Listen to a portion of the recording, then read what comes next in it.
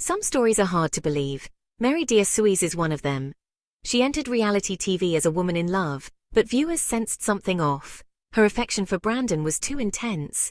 She needed to know where he was, who he was with, every moment of every day. I spend every single hour, every single minute, every single second on video call with Mary every single day.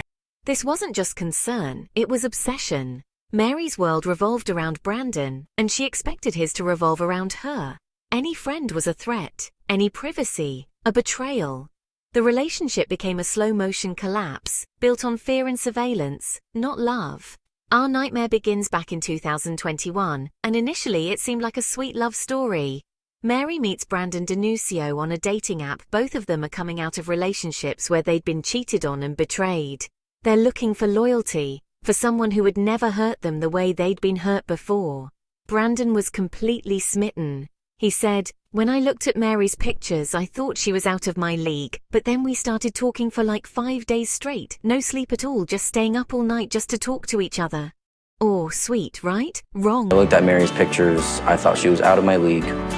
But then we started talking for like 5 days straight, no sleep at all, just staying up all night just to talk to each other. And I'm like, no.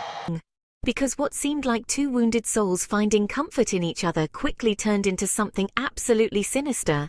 Mary didn't want a boyfriend, she wanted a prisoner. From the very beginning, Mary established a pattern of control that would define their entire relationship and eventually destroy both of their lives. She didn't just want to talk to Brandon regularly, she insisted that they stay connected through video calls every single moment of every single day. Not when they were free, not during their evening chats, not on weekends, literally every moment. If Brandon had to use the bathroom, Mary wanted to know about it. If he was trying to sleep, she wanted to watch him sleep. If he had a doctor's appointment, she demanded to be virtually present. Brandon actually described it perfectly. "I spend every single hour, every single minute, every single second on video call with Mary every single day.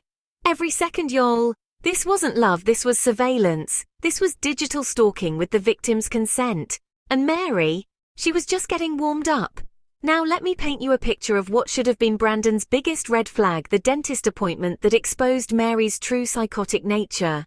Picture this, Brandon needs a routine dental cleaning. Most normal healthy couples might send a text afterward like, "Hey babe, all done, teeth are clean, see you later."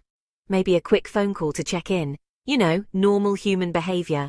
But not Mary. Oh no, Mary insisted on staying connected via video call during the entire appointment. And when I say entire, I mean from the moment Brandon walked into that office until the moment he left. So there's Brandon, sitting in the dental chair with his mouth wide open, dental tools everywhere. And Mary is on the phone interrogating this man like he's a suspect in a crime. "Who's touching you? Is it a girl? What does she look like? Why is she touching you?" The dental assistant, who is literally just trying to do her job, becomes a threat in Mary's twisted mind. This poor woman is trying to clean Brandon's teeth, and Mary is treating it like she's seducing him. Even the dentist was completely baffled. She looked directly at the camera and said, "I've never had a patient bring somebody else on video call. Couples can be really close, but this is a whole other level. A whole other level." I've never had a patient bring somebody else on video call. Couples can be really close, but this is a whole nother level. The medical professional who has probably seen everything in her career was shocked by Mary's behavior. And you can hear it in the conversation. There's this underlying threat, this edge where Mary is essentially saying, if you don't constantly reassure me and prove your innocence, there will be consequences. The dentist visit wasn't about trust or love. It was about Mary establishing that she had the right to monitor and control every single interaction Brandon had with any other human being, even in professional medical settings. But somehow it was about to get even worse. If the dentist incident showed Mary's paranoia, the airplane situation revealed just how completely irrational and controlling she had become. When Brandon was finally flying to the Philippines to meet Mary in person for the very first time, he ended up seated next to a female passenger. Now, anyone who has ever booked a flight knows that airline seating is usually random, especially if you're booking budget tickets. You get assigned a seat and you sit where they put you. It's not like you can see the gender, age, or attractiveness of every passenger when you're booking. But Mary's immediate reaction was, "Why do you always have to be next to girls? Always. Like Brandon was out here specifically requesting seats next to attractive women. Like he was calling the airline and saying, "Yes, hello, I'd like the seat next to your hottest female passenger, please." Brandon tried to explain basic common sense. When you buy plane tickets and you're picking your seat, it's not like you can see what gender person is sitting next to you. I can't control that. When you buy plane tickets and you're picking your seat, it's not like you can see what gender a person is sitting next to you. Like, I can't control that. But here's the truly scary part. To avoid yet another explosive fight with Mary, Brandon actually got up and switched seats. He gave in to her completely irrational demand, which taught Mary the most dangerous lesson possible, that her manipulation tactics were working. This moment was huge because it showed that Mary's jealousy wasn't based on any actual suspicious or inappropriate behavior from Brandon. He hadn't flirted with anyone. He hadn't chosen to sit next to attractive women. He hadn't done anything wrong. This was purely about Mary's pathological need to control every single aspect of Brandon's existence, even down to where he sat on a plane filled with complete strangers he would never see again. And if fans thought this level of control was bad during their long-distance phase, they were about to see things get infinitely worse once Brandon arrived in the Philippines. When Brandon finally landed in the Philippines in July 2023, viewers around the world were expecting to see a joyful reunion. Two people who had been separated by thousands of miles, finally able to be together in person after years of long-distance dating. Instead, what they witnessed was the complete transformation of Mary from a seemingly insecure girlfriend into a controlling, manipulative partner who was about to make Brandon's life an absolute nightmare. Oh my God. One of the first major incidents that showed Mary's true colors happened at church. Now, Mary insisted that Brandon attend Catholic services with her, which seemed like a reasonable request. Couples attend religious services together all the time. It's normal, healthy relationship behavior. But Mary didn't just want Brandon to come to church. She gave him specific, detailed instructions on how he was allowed to behave inside the building. Look only at the priest and don't let your eyes wander to any of the girls in the building. Don't look at girls, okay? Like I told you. Okay. I'm just like not understanding what's going on, and I'm trying to fill in the boredness, but if I even turn my head, she doesn't like it. And that's up. Just look at me when you're not looking to the priest. She literally told him, "Don't look at girls, okay? Like I told you." In church. In a place of worship, Mary was more concerned about Brandon potentially glancing at other women than about actually participating in the religious service. Brandon was completely lost. He said, "I'm just not understanding what's going on, and I'm trying to..." He was genuinely confused about what was happening and was simply trying to figure out the service. But even turning his head seemed to upset Mary. After the church service, Brandon tried to have a mature adult conversation with Mary about her behavior and their trust issues. He said, "It's not about what I want, Mary. It's about you trusting me, not having this lack of faith in each other." It's not about what I want, Mary. It's about you trusting me, not having this lack of faith in each other. But Mary's response showed that she had absolutely zero intention of changing her behavior or working on their relationship. In fact, she was about to reveal a manipulation tactic so calculated and deceptive that it would shock even veteran reality TV viewers. What I'm about to tell you completely blew my mind when I first heard it, and it's going to show you just how calculating and manipulative Mary really was from the very beginning. During a casual conversation that happened to be caught on camera, Mary casually admitted to one of the most manipulative tactics I have ever seen in reality television history. She explained that when she wanted to go out and spend time with her friends, particularly her male friends, without Brandon knowing about it, she had developed a foolproof system. Mary would deliberately unplug the Wi-Fi router in their house. Then she would call Brandon and tell him that there was a power outage in their area, which was why their internet had gone down and why they couldn't maintain their constant video call connection. Do you know that Mary unplugged her Wi-Fi, turned off her phone to go hang out many other time with us?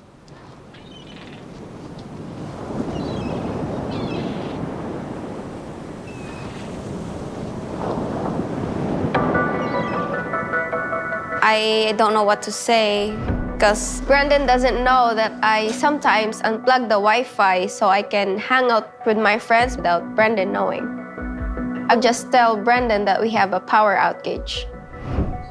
This lie allowed her to go out, hang out with whoever she wanted, do whatever she wanted, and Brandon had no way to monitor her activities or even contact her because he believed there was a legitimate technical issue preventing their communication.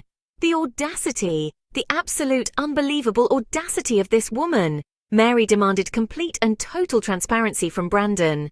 She wanted to monitor his every move, every conversation, every glance, every breath he took.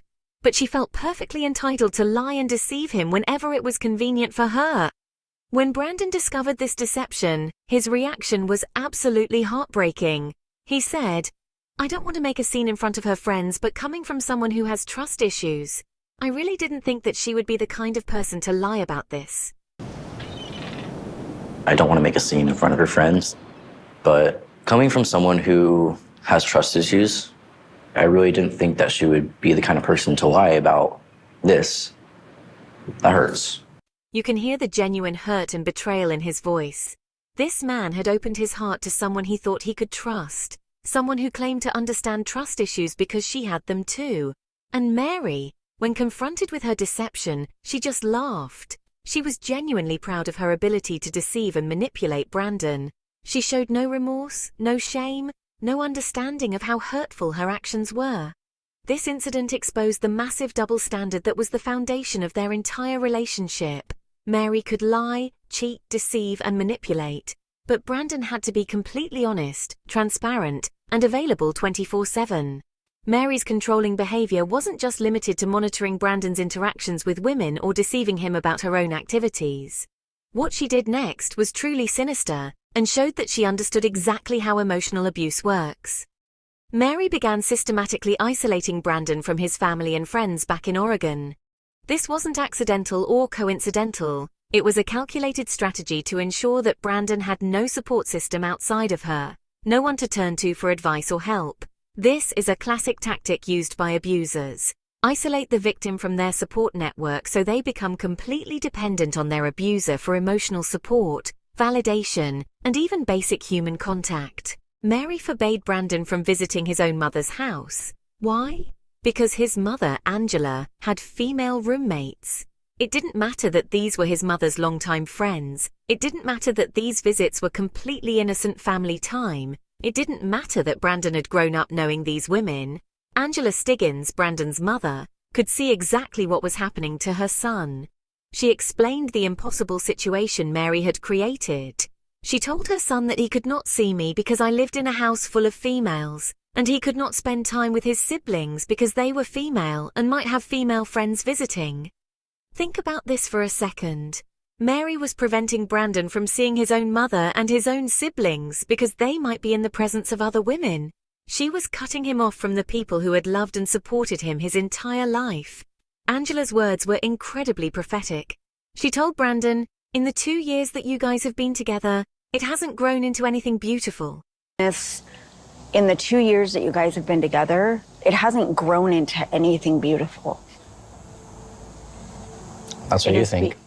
She could see that Mary's jealousy and control weren't coming from a place of love they were designed to isolate and manipulate.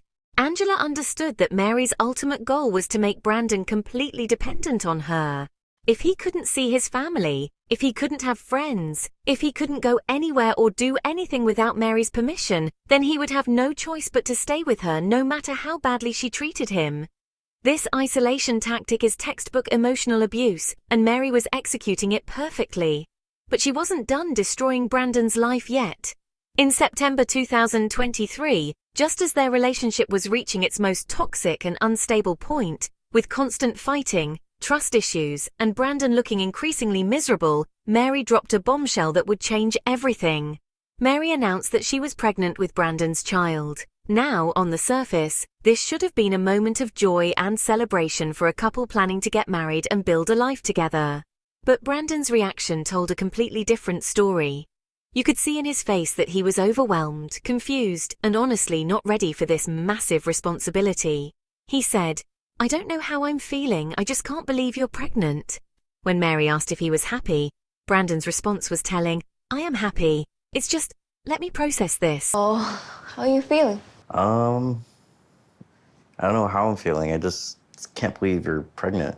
Are you happy or? I am happy. Let's just let me process this. Well, it happened, so the baby is here now in my tummy, so. 2 weeks later, Brandon admitted to producers that he was feeling anxious about becoming a father and wasn't sure what kind of dad he would be. And honestly, who could blame him? Brandon was only 23 years old, living in a foreign country with no stable income, no support system because Mary had isolated him from his family, and he was in a relationship with someone who controlled and monitored his every move. The timing of Mary's pregnancy announcement raised serious questions among longtime 90-Day Fiancé viewers. This news came at the exact moment when their relationship was at its most unstable, when Brandon was looking most miserable, when he seemed closest to potentially walking away from the whole situation. Whether the pregnancy was planned or accidental, Mary certainly recognized the strategic advantage it gave her. Now, Brandon wasn't just dealing with her jealousy, control, and manipulation. He was permanently tied to her through their unborn child. In Mary's mind, this pregnancy guaranteed that Brandon could never leave her no matter how bad things got. Even if he wanted to escape her control, he now had a responsibility to their baby that would keep him trapped in her web forever. The trap was now complete, and Mary was about to use this leverage to escalate her toxic behavior to even more dangerous levels. As Mary's pregnancy progressed and the pressure of their situation mounted, what had been jealousy and psychological manipulation during their long-distance phase evolved into something much more frightening. Explosive, verbal confrontations that genuinely shocked even experienced 90-Day Fiancé viewers. The couple was now living together 24/7 in close quarters, with no escape from each other, a baby on the way, financial stress, and all of Mary's toxic behaviors now happening in person instead of through a phone screen. During one particularly explosive fight in October 2023, Mary and Brandon got into a heated argument over something as simple as the volume on their television. But what started as a minor disagreement about household noise quickly escalated into something much darker and more concerning. Mary later revealed what Brandon had said during their argument, and while the specific words were bleeped out for television, it was clear that the fight had gotten ugly and personal. She said he used bad words. Telling me, the bad words like, you, Mary. He's like. And that everybody can hear, suggesting that their neighbors were witnessing these explosive confrontations. The fight ended with Brandon leaving their house entirely. He didn't just go to another room to cool off, he left the building completely. Producers later found him sleeping outside on a stone bench, looking absolutely defeated and broken. This image of Brandon sleeping alone on a bench was incredibly powerful because it showed just how far Mary had pushed him. This was a young man who had traveled thousands of miles for love, who had given up his life in America, who had isolated himself from his family and friends, and now he was literally homeless because his pregnant girlfriend had made their shared living space unbearable. This incident proved that Mary had successfully pushed Brandon to his absolute breaking point. Her constant control, jealousy, manipulation, and now explosive anger had turned their relationship into a battlefield where even the simplest conversations could become nuclear arguments. But Mary wasn't finished destroying their relationship. As their wedding approached, her behavior would reach new levels of toxicity that would expose her true character to the entire world.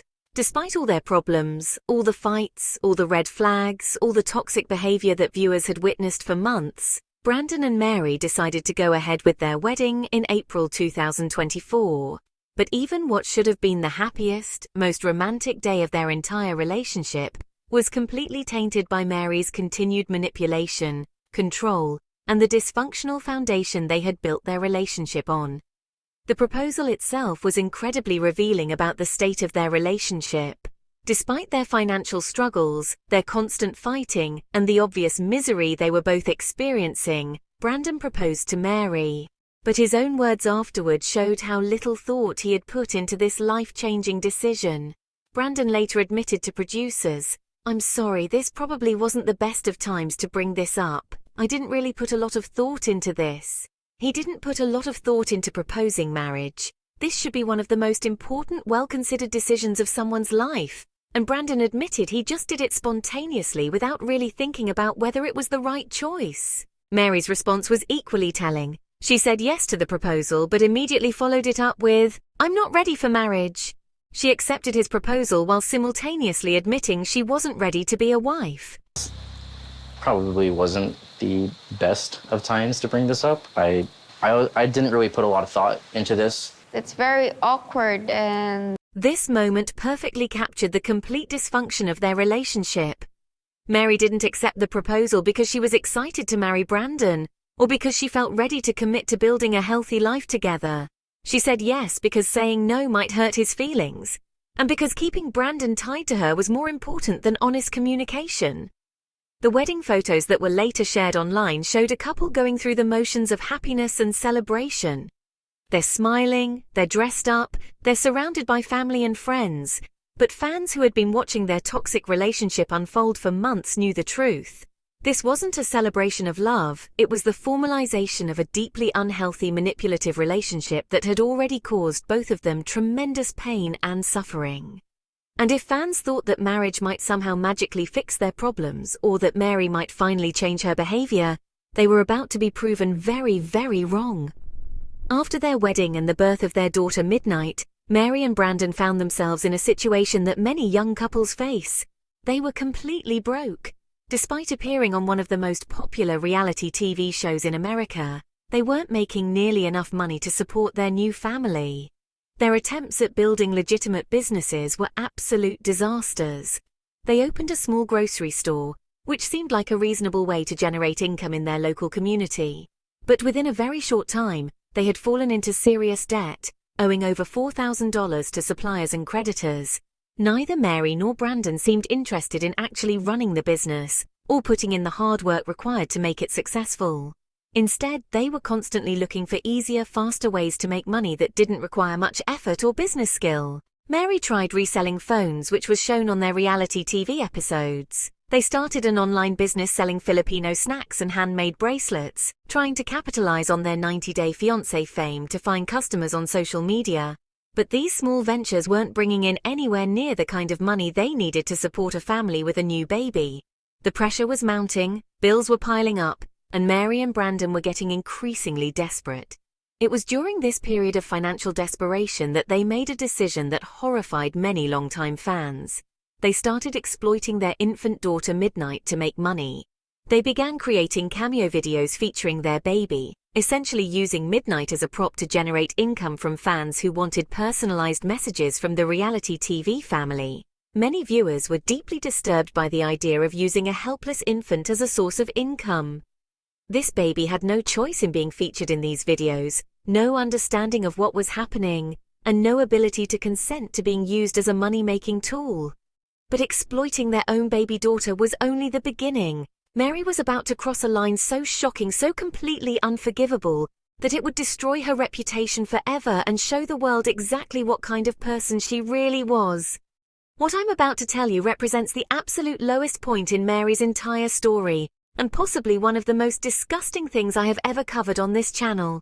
In what can only be described as a calculated, heartless scheme, Mary decided to fake having cancer in order to steal money from sympathetic fans. Mary and Brandon announced on social media that she had been diagnosed with colon cancer. They shared photos of Mary in what appeared to be a hospital setting, looking scared, vulnerable, and genuinely ill. The posts were accompanied by emotional, heartbreaking messages about fighting for her life and needing support during this incredibly difficult time. Brandon created a GoFundMe campaign with a heart-wrenching plea for financial help. The description talked about Mary being a young mother fighting a deadly disease, about their family facing overwhelming medical bills, and about how they needed the support of their fans to get through this crisis. The campaign was incredibly convincing and emotionally manipulative. They shared detailed updates about doctor visits, treatment plans, and Mary's declining health. Fans who had followed their story, even fans who had criticized their relationship, felt genuine sympathy for a young woman facing a life-threatening illness.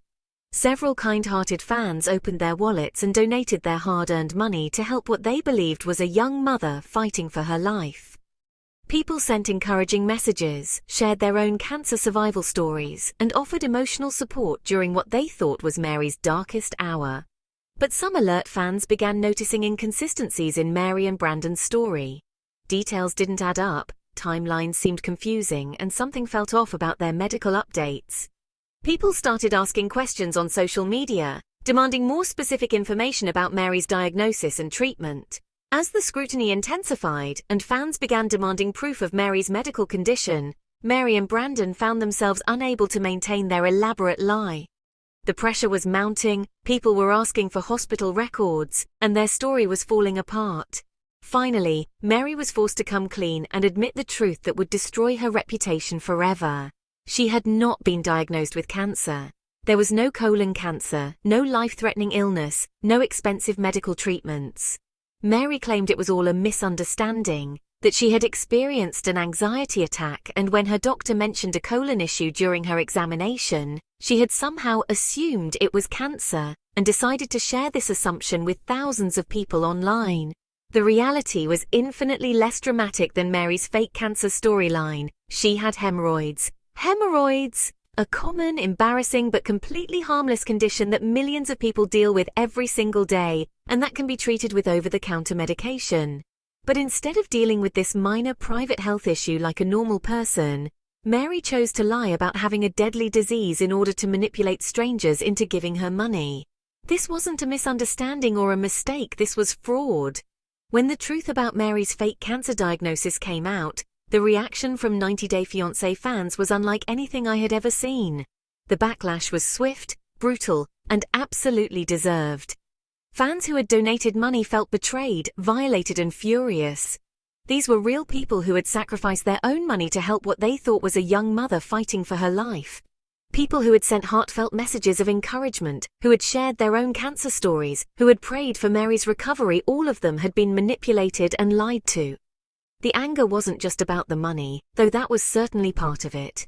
This was about Mary exploiting one of the most feared diseases in the world, exploiting people's natural compassion and empathy, exploiting the very human desire to help someone in crisis. Donors demanded their money back, some threatened legal action for fraud, and Mary's reputation among reality TV fans was completely and permanently destroyed. Her social media accounts were flooded with angry comments calling her a scammer, a fraud, and much worse. Mary's attempts at damage control were laughably inadequate. Her claim that she had mistaken hemorrhoids for colon cancer was insulting to anyone with basic intelligence. The idea that a grown woman would confuse a minor treatable condition with a life-threatening disease was ridiculous. But here's the beautiful part. Mary's cancer scam was actually the perfect ending to her story because it revealed everything that had been wrong with her from the very beginning. Her need to control and manipulate Brandon, her willingness to lie and deceive whenever it suited her purposes, her exploitation of other people's emotions for her own gain, all of these toxic traits came together in one devastating scheme. Today, Mary's reputation among 90 Day Fiancé fans is completely obliterated. She's universally seen as someone who will exploit anyone and everyone, her boyfriend, her baby daughter, her family members, even complete strangers for her own financial benefit.